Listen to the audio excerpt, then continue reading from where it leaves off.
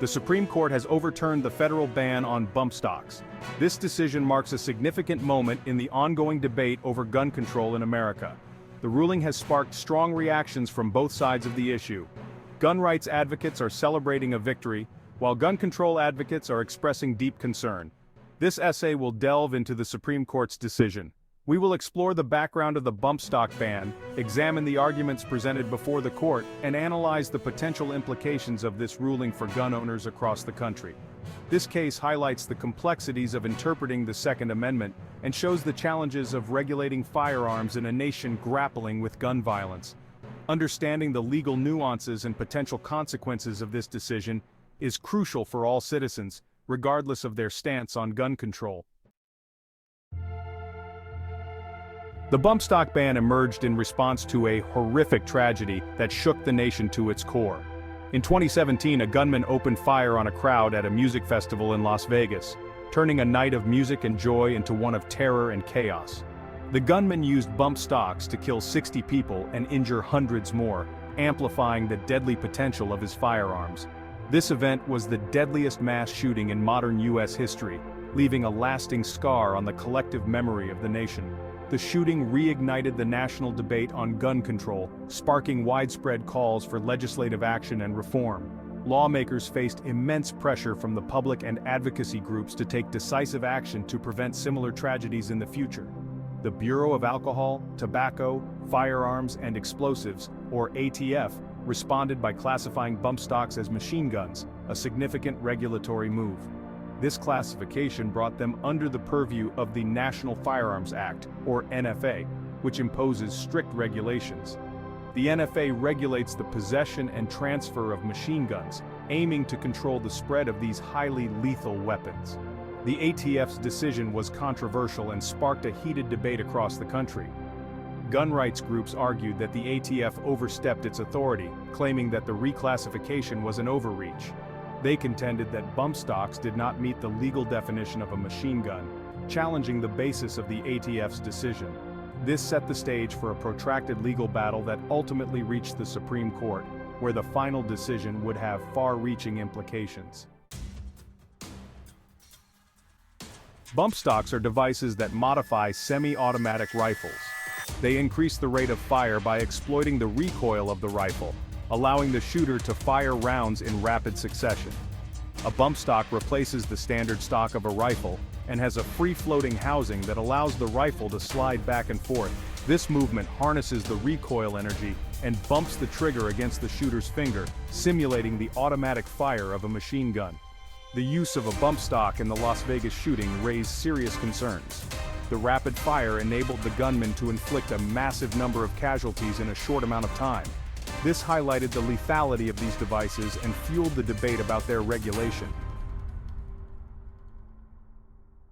The Supreme Court's decision to overturn the bump stock ban hinged on a key question. Did the ATF have the legal authority to classify bump stocks as machine guns? This question was not just a matter of legal interpretation but also one of significant public interest and concern. The court's answer to this question would have far-reaching implications for gun control in America. It would set a precedent for how federal agencies could interpret and enforce laws related to firearms. The justices had to grapple with the interpretation of the NFA, a law that has been central to gun regulation since its enactment in 1934. The NFA defines a machine gun as any weapon that can fire automatically more than one shot without manual reloading by a single function of the trigger. This definition has been the cornerstone of many legal battles over firearm classifications. The ATF argued that bump stocks effectively allowed semi-automatic rifles to fire automatically, thereby fitting the NFA's definition of a machine gun. Gun rights groups countered that this interpretation was overly broad and could lead to unintended consequences for lawful gun owners. They maintained that bump stocks did not alter the fundamental mechanics of a semi-automatic rifle. The core functionality of the weapon remained unchanged. They argued that the trigger still had to be pulled for each shot, which is a defining characteristic of semi-automatic firearms. Therefore, they claimed, bump stocks did not meet the NFA's definition of a machine gun. The outcome of this case would have significant implications for the future of gun regulation in the United States.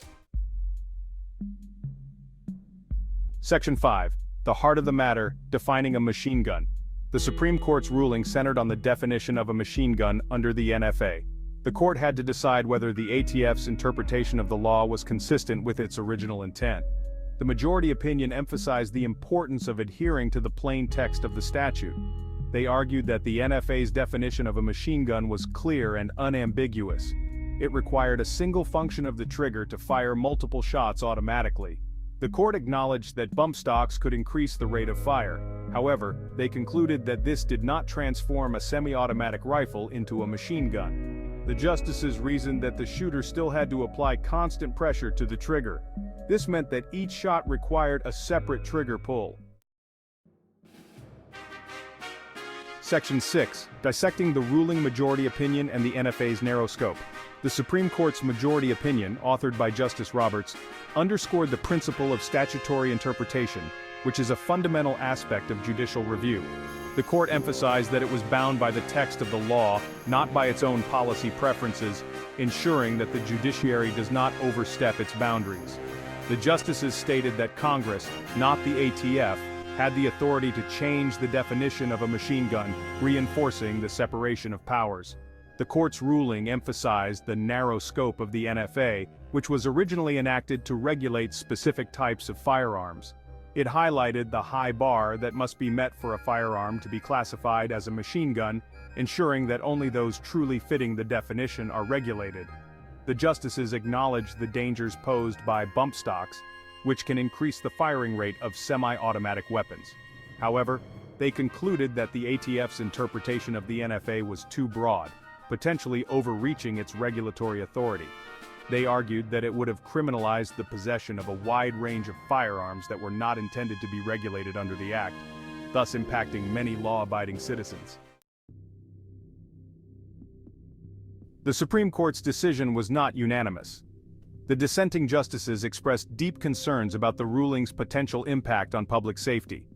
They argued that the majority opinion ignored the clear dangers posed by bump stocks.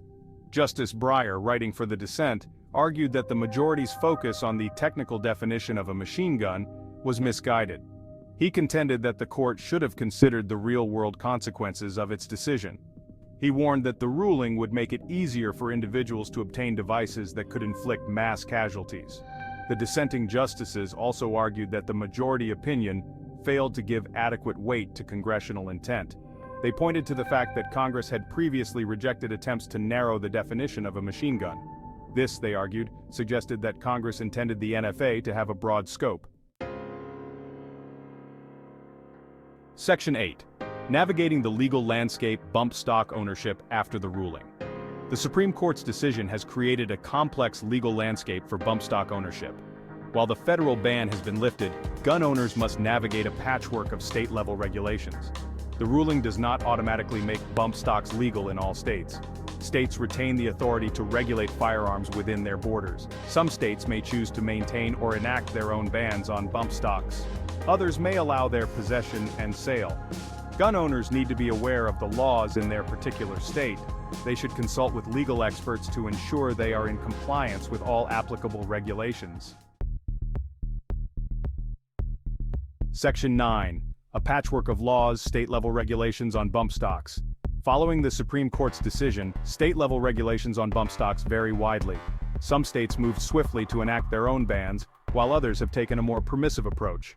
Several states, including California, New York, and Massachusetts, had already implemented their own bans on bump stocks prior to the Supreme Court's ruling.